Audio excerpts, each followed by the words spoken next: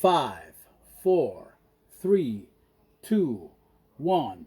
Holy shit, this looks a lot like a lights camera super action update. My name is Victor Rosario Fermain, also known as Vic Power. I've been running the Lights Camera Super Action page on Facebook for quite a few years, and it's a page devoted to comic book movies. Why? Because we love comic book movies and we love comic books. Comics like these. Today we're going to talk about the Black Widow movie. It's a movie directed by Kate Shorten. She's from Australia and she will be the very first female to direct a whole Marvel Studios film. Anna Boden, previously Anna Boden, co directed with Ryan Fleck the billion-dollar movie Captain Marvel. Scarlett Johansson is not just a star of the movie, she is also the executive producer. She has been playing Natasha Romanoff since 2010. And when I say 2010, that means Iron Man 2. She's right there. But this was not her first comic book movie role. When she was only 17, she starred in Ghost World, an adaptation of an independent comic book by Daniel Klaus. She starred along with Thor Birch and Steve Buscemi. Pretty good movie. 2 years before Iron Man 2, she also was in Will Eisner's The Spirit. It's a movie directed by comic book legend Frank Miller. Let me see if I have something by Frank. Yes, I do. The Widow and Daredevil. When I say legend, it's because he is. He worked on Daredevil, Batman Year One, The Dark Knight Returns, 300, and Sin City, which proves that the skill set of a comic book genius is not the same of a movie director. The movie doesn't work. Will Eisner's The Spirit does not work. And going back to Scarlett, Johansson has been the highest paid actress for the past 2 years. Also, she got two Oscar nominations, one for Best Actress for Marriage Story and another for Best Supporting Actress in Taika Waititi's Jojo Rabbit. Great movie. I love that movie. The Widow's role in the Avengers, the Avengers, was much larger than it was in Iron Man 2. She remained important in Avengers Age of Ultron. But it was when in Captain America the Winter Soldier, 2016's Captain America the Winter Soldier, where she really was able to strut her stuff. Dazzled audiences wanted a Widow movie badly.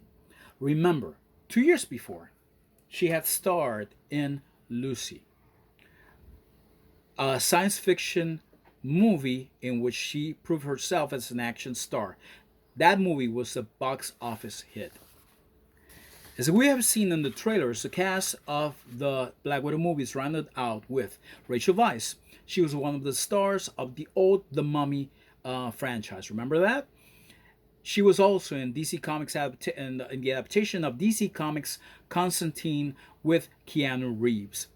David Harbour was fantastic as Hellboy last year. Sadly, the movie was a huge flop. He still stars in on Netflix Stranger Things. The rising star here is English actress Florence Pugh.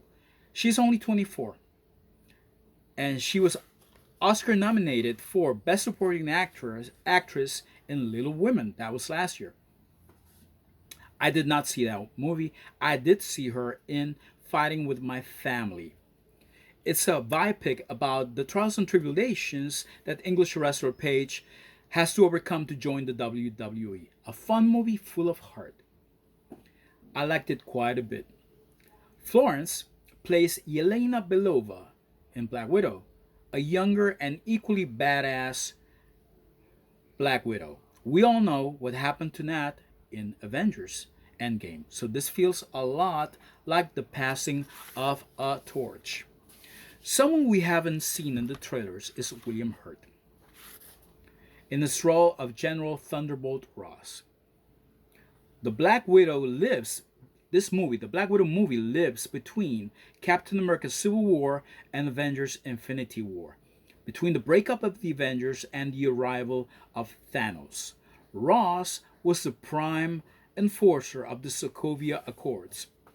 Remember those? Nat started out on Iron Man's side, meaning that she signed the Accords. But she became a renegade when she helped Captain America escape. In fact, Tony Stark tells Nat, T'Challa told Ross what you did, so they are coming after you. The next time we see the Black Widow is in Avengers Infinity War in Scotland as part of Captain America's crew when they come to the rescue of Wanda and Vision. As Bruce Banner can testify, the general is really good at hounding people. So he's probably the villain here, or at least one of them. He might even be behind the mysterious Taskmaster for all we know. The Widow movie was in the news twice this week. Two-time Oscar winning composer Alexandre Desplat. He won the Oscar for Guillermo del Toro's The Shape of Water, and the Grand Budapest Hotel is no longer scoring the film. Instead, Scottish composer Lorne Balfe is taking over. He's known for the very recent Bad Boys for Life, the video game Assassin's Creed 3, and most importantly, Mission Impossible Fallout.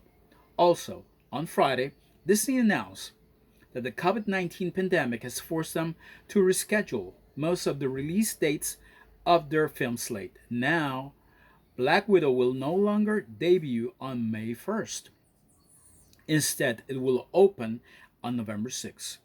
If that date sounds familiar, it's because that was the Eternals release date. We will talk about all the new release dates on our next video. So, that's it for this episode. Hit the subscribe button for more. Oh, before I leave, now that most of us are staying at home, please take a look at The Rocketeer. It's on Disney Plus. It's another period piece by Joe Johnston, who directed Captain America: the First Avenger. Captain America: The First Avenger. It's also a thrilling film adaptation of the graphic novel by Gone Too Soon comic book genius Dave Stevens. Check out the movie and the graphic novel and tell us what you think. So remember to hit the subscribe button for more. So please stay safe, stay home, and stay tuned for the next Lights, Camera, Super Action update. See you around, fellas.